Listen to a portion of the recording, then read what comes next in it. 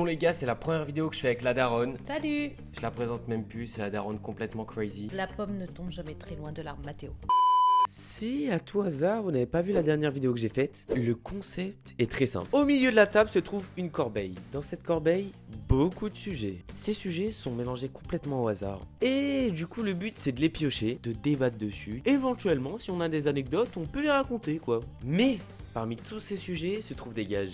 Cette fois-ci, les gages sont directement écrits sur le papier, comme ça facilite la tâche à tout le monde. Et je sens que ces petits gages vont nous réserver beaucoup de surprises. Oh oui.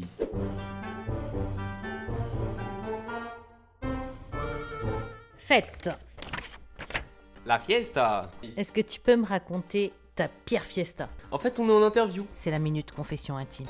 Isabelle Bresse présente Confessions intimes demain à 22h45 sur TF1. C'était un nouvel an. En fait, je l'ai passé dehors à la rue tout seul. Ah oui, en mode SDF, En mode SDF. sans manteau. Mais ça, après, ça fait partie des dossiers. Carrément, on les a oubliés. Qu'est-ce que tu préfères? Tu préfères faire la fête aujourd'hui ou tu préfères quand t'étais jeune, genre aller en boîte, tout ça? Bah je vais toujours en boîte.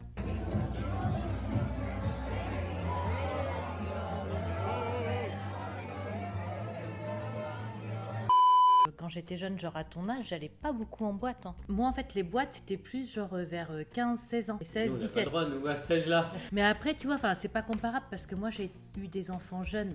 Donc, du coup, tu vois, à 20 ans, c'était fini pour moi. Moi, je dance florais en changeant les couches, quoi. Dance flooré, verbe du premier groupe. Je dance floor, tu dance floor. Action de twerker sur une piste de danse pour choper son ou sa crush. En fait, non, maintenant, c'est plus, voilà, à la maison, tranquillou, avec des potes. Ça se commence tranquillou et ça se termine...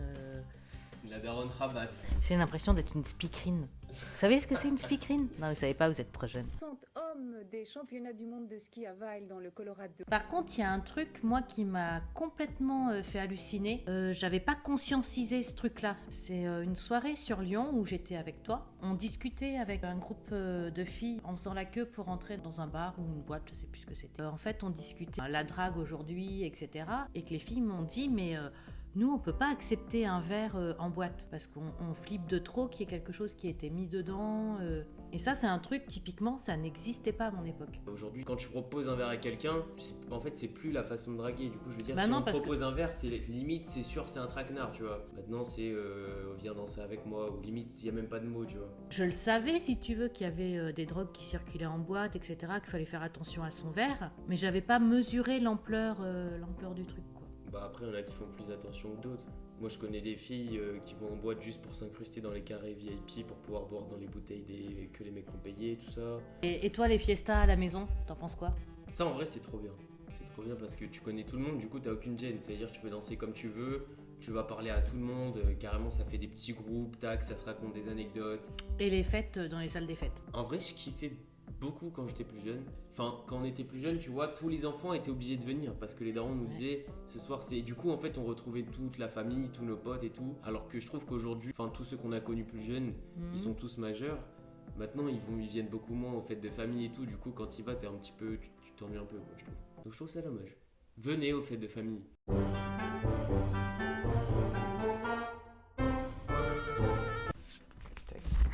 La mort. Est-ce que t'as peur de la mort, toi? J'ai carrément peur de mourir.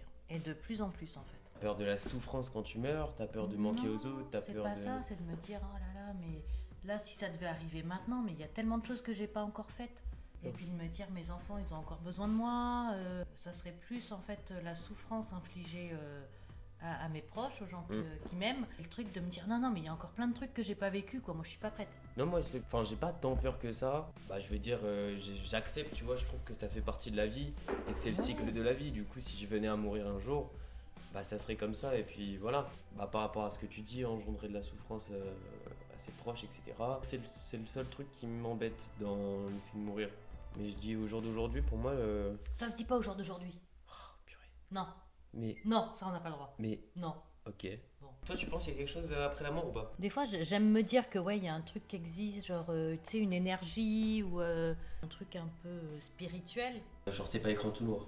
C'est pas écran tout noir, ouais. Moi, je pense en vrai à la réincarnation. Réincarner, genre, dans un autre, Genre, une autre vie humaine ou Non, pas forcément humaine, ça peut être animal, ça peut être... une ouais, fourmi ça peut tout être. C'est Mathéo. Puisque je vous dis que c'est moi. Genre en vrai j'y pense pas trop. Mais j'avoue que si je devais penser à quelque chose que j'aimerais bien, quoi, ça serait la réincarnation. Ouais, j'avoue, ça serait stylé. Parce qu'en fait, moi, ce qui m'angoisse, c'est de me dire, ça y est, c'est fini, c'est le néant. Ou C'est alors, je veux horrible. mourir très vieille. Pour avoir Ah ouais. fait chier tout le monde. Ah ouais, je non, me ferais mais ça, chier, c'est mais horrible. d'une puissance. Mais attends, mais imagine, mais à partir d'un âge, tes os ils bougent même plus. Je ferais des dingueries La daronne elle va cuisiner du hashish. pour mes arrière-petits-enfants. Mais Là, grave. je vais te dire, ils seront calmes. Et ils me feront pas chier comme vous m'avez fait chier. Oh putain, quand on enverra nos enfants chez mamie, mon pote. Je parle beaucoup, hein. Mais c'est un sujet. Non, mais c'est normal. C'est un sujet que j'ai pas mal en tête en ce moment. Ouais, bah t'as raison de parler. En fait, depuis le décès de mamie, eh ben, je me dis, sur l'échelle du temps, ben voilà, j'ai plus de maman, donc la prochaine sur la liste, c'est moi. Et moi, j'ai clairement pas envie. Bah nous non plus. Et du coup, toi, tu serais plutôt pour l'incinération ou... Juste on t'enterre. Ouais, Moi, incinération en vrai. moi aussi. Et Carré, moi, je quoi. veux que mes cendres, elles soient à la Réunion. Je voulais- Vous voyez ce genre de daronne chiante qui veut que t'emmènes ses cendres à la Réunion En même temps, et pas n'importe où, je vais être dans le sud sauvage. dans le sud sauvage. Ouais, vers Saint-Joseph, Gentil, Saint-Joseph, tout ça. gentil. Vas-y, avec un samoussa au-dessus. Ouais, et puis un petit bonbon piment.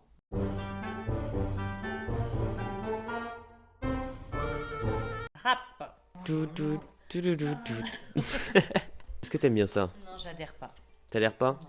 Qu'est-ce qui te dérange? Mais en fait, je comprends pas les paroles. C'est presque tout le temps moi le DJ quand je prends la voiture avec la daronne et je mets du rap et des fois elle aime bien. Ouais, mais je comprends rien. Je pense que si je comprenais les paroles, je kifferais pas du tout. Après il y a tout type de rappeurs, il y a des rappeurs qui parlent juste pour faire de la musique, il y en a qui racontent de vraies Ça veut histoires. rien dire ce que tu viens de Mais dire. si, mais il y en a ils font du balabala, tu vois. Ils s'inventent des vies juste pour faire un bon morceau, tu vois. Alors qu'il y en a qui racontent de vraies histoires comme dans les musiques que t'écoutes. Elle écoute du Grand Corps Malade. Hein. Un mec qui parle en chantant. Je vous cache pas qu'un réveil avec du Grand Corps Malade, ça fait pas plaisir. Le seul rap que j'aimais bien, la seule rappeuse que j'aimais bien. Ah, c'est Diams, Diams. allez, c'était sûr. Mais ouais, mais. Allez, c'était sûr. La rappeuse de toutes les daronnes. Une génie. Une génie, et pourquoi? Parce que tu comprenais ses paroles? Non, parce que je comprenais ses paroles. Mais- Elle avait des textes énormes. Mais si t'écoutais les paroles d'autres rappeurs, ça se Non. trouve, tu dirais la même chose. Mais moi, les rappeurs que j'écoute, je comprends leurs paroles. C'est violent, c'est misogyne. Je trouve que du coup, ça apporte rien, quoi. Chaque fois que je ressentais le besoin de te faire du mal, c'est à moi que je fais du mal. Paraît que la sorcière elle veut me voler mon âme. Des fois je me sens comme si j'étais libre. J'ai vu dans tes yeux, je l'ai pas lu dans les livres. Je rêvais de m'évader quand tu buvais des litres. Juste après la tempête, prêt pour qu'on nous délivre. L'argent ça rend fou, les péchés ça rend triste.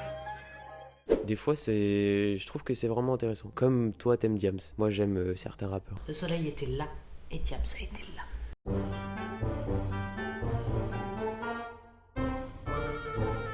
Les sites de rencontres. Purée. En vrai, moi, je trouve que c'est un moyen comme un autre de rencontrer quelqu'un. Ok, du coup, t'as déjà essayé. À l'époque, quand j'étais célibataire, vite fait, ouais. Et t'as réussi à rencontrer du monde avec ça? J'ai fait un date, ça s'est bien passé. On s'est vu 2-3 fois, mais ça matchait pas. Ça a pas conclu? Ça n'a pas conclu. Mais en vrai, si, je trouve même pour discuter, tu vois, il y a 2-3 personnes avec qui c'était complètement platonique et on savait qu'on se rencontrerait jamais parce qu'on habitait Loin. très loin l'un de l'autre. Et du coup, c'était le confident du dimanche. Vous étiez chez votre père et que je m'ennuyais. Et ben du coup, je passais mes journées à chatter avec ce mec-là. Moi, je trouve qu'aujourd'hui, parce que moi, du coup, j'ai essayé pas mal aussi les sites de rencontres. Je trouve qu'aujourd'hui, ça a rien à voir avec ce que tu me décris là. Genre, c'est presque que de l'apparence. C'est même plus de la drague. C'est vraiment rencontrer du monde pour pécho, pour pas passer un samedi tout seul. Je trouve sur les sites de rencontres, il y a plus ce truc de se projeter avec la personne en mode oh, peut-être qu'un jour ça sera ma copine.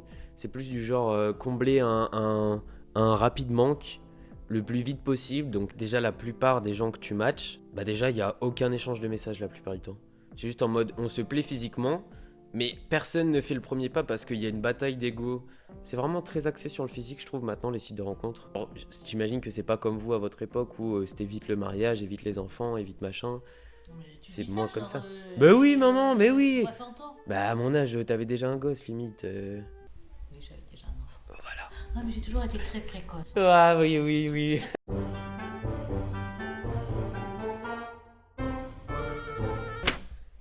première fois. Ok, on parle de ta première fois. Et de la tienne aussi. Oh merde. Moi, ma première fois, du coup, c'était avec mon ex. On l'a fait, et bah, on n'était pas encore ensemble. Mais en fait, moi, je voulais sortir avec elle, elle ne voulait pas. Et du coup, je lui ai juste demandé si c'était possible de faire ma première fois avec elle. Parce que j'avais vraiment envie que ce soit elle, tu vois. Genre, j'étais dingue amoureux, et pour moi, c'était avec cette fille que je voulais. Et pas une autre. Du coup, arrivé le jour J, j'étais trop stressé. Et je savais pas comment ça allait se passer en fait. Je savais pas si ça allait partir d'un coup. Et moi, j'avais aucune connaissance de ça. En fait, j'avais juste des gens qui me racontaient des trucs, etc. Elle commence à me dire, va chercher un préservatif, patati patata. Et on se met dans un lit. Et je suis le mec le plus inconfortable au monde. J'ai mis mes plus belles chaussettes. Et on commence et tout. Et en fait, j'étais tellement stressé que impossible de faire monter le soldat. Du coup, elle commence à me dire, je sais pas, c'est moi qui va pas et tout. Au bout d'un moment, j'arrive à déstresser. On commence à faire l'acte et tout. Et en fait, je savais pas du tout combien de temps ça durait. Et à chaque fois que les gens te racontent leurs expériences sexuelles, ils sont tous là, oui, moi je tiens 3 heures, moi machin. Et du coup, moi je savais pas du tout. Et donc j'étais là, et je savais pas ça faisait combien de temps qu'on était en train de faire, et je savais pas si elle était en train de kiffer. Genre vraiment 20 000 questions dans ma tête, et elle arrêtait pas de me demander, et là t'as fini, et là t'as fini. En fait, ça m'a tellement mis un coup de pression, au bout d'un moment j'ai dit, oui, là j'ai fini, alors que pas du tout. J'ai pas trop kiffé. C'était vraiment ma pire fois, je pense.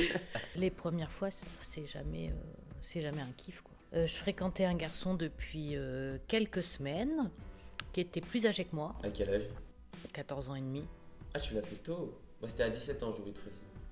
J'étais trop jeune. Et je pensais que j'étais prête. J'ai pas kiffé du tout. Il était plus âgé, genre beaucoup. Il était majeur, 18 ou 19 ans. Et en fait, pareil, je lui ai demandé d'arrêter en plein acte parce que je trouvais que c'était trop douloureux et que c'était pas... j'étais pas prête.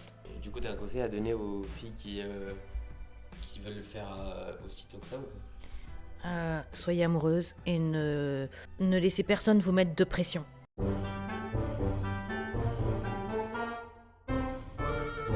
Non. Gage, cuillère à café de piment. Heureusement, on est réunionnais, on n'a pas peur de ce qui pique. Si elle me sort un petit piment vert de la Réunion, tout va bien. Mais si elle me sort piment cacahuète, je pense que je vais suer des fesses. Ça, c'est la pâte de piment de la Réunion. Force à toi. Merci. Non? Non, Trop? tu vas cracher du feu. Tu penses? Par les deux, Du coup, les non. deux côtés. Hein. Je ferai moins. Non, mais en même temps, t'as un gage. Il y a marqué cuillère. Non, je suis préparé dans ma tête depuis des J'ai années. mal pour toi, j'ai mal pour toi.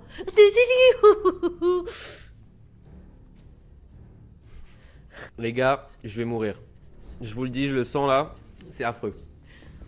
Ah non, T'es purée. même pas rouge encore. Pas encore, maman. Non, on voit les larmes qui arrivent. Moi pleurer? Waouh, je vais vomir là. Attends. Oh putain, mais maman. Bah, Mais ah, c'est pour toi. C'est pour éteindre le feu. je vais vraiment vomir. Bah, les WC, c'est là-bas. Tu veux une bassine? Non, mais je rigole, mais c'est les nerfs. En fait, j'ai mal pour toi, Mathéo. Mais. Putain, daronne. Mais moi-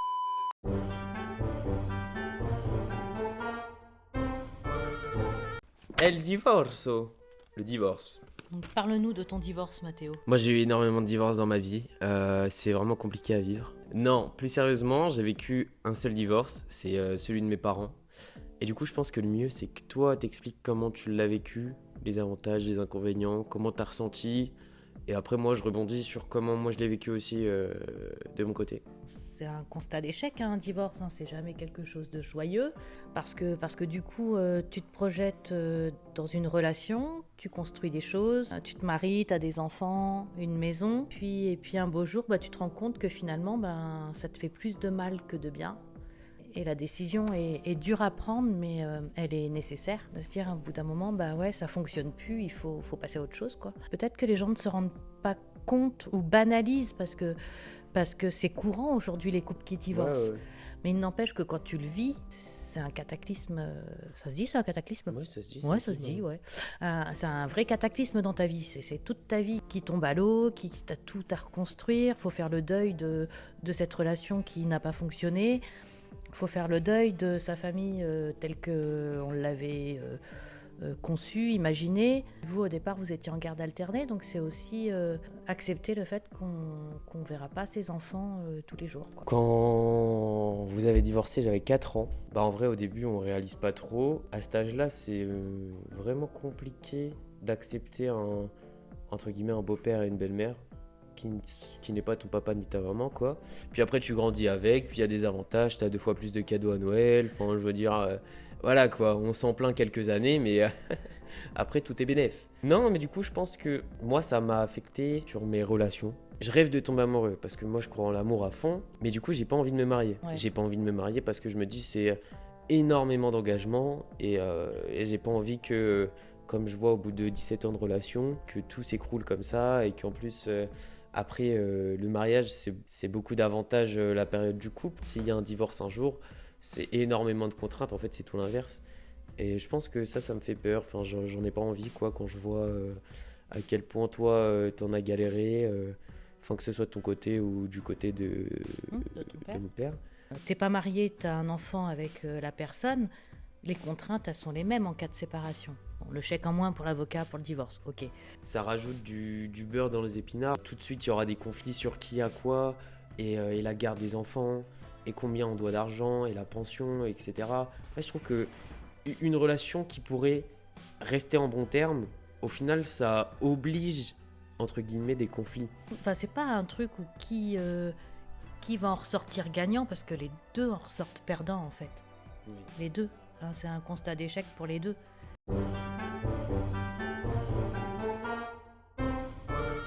Ah merde! Se faire coiffer par l'autre. Oh non! Alors Mathéo, qu'allez-vous me faire aujourd'hui? Très bonne question. Je pense que je sais pas, en vrai, on va faire un truc crazy un peu. Et après, ça veut dire que je dois garder Jusqu'à ça. la fin. Waouh! Mais c'est de toute beauté. Oh putain, la Dex de la daronne. Et on dirait, tu sais, le dessin animé là, avec les Cro-Magnons, la famille Cro-Magnon. La famille Pierre à Feu. Ouais, c'est ça, c'est les pierres à feu.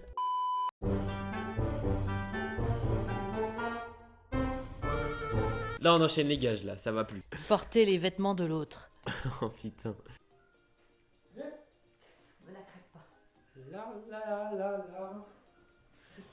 Déguisement est fou. Et t'es belle gosse, Matt. Merci.